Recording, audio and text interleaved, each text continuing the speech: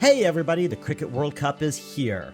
10 nations, 48 matches, and I know you want to watch them all, but you've got work to do. You've got emails to send, you've got messages to respond to, you have clients to make sure that are happy. I'm going to show you how you can watch and work at the same time. I'm going to flip over to this application called Airscreen.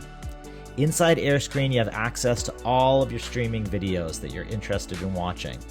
And then I'm going to click this button at the bottom that plays it full screen. Airscreen turns your desktop into a transparent canvas where you can see the streaming video behind all of your open applications. You can respond to those emails, you can do project management.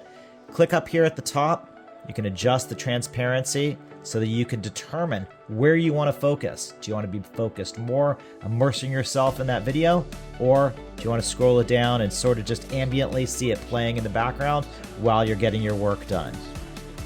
Eject that back down. Let's hit that home button, and you'll see that Airscreen comes pre-configured for the Cricket World Cup with all of the main broadcast sites, all of the team's channels, all of the highlight reels, all of the places you want to go to watch all of the streaming video and keep up with every minute. Visit airscreentv.com to download and get started today.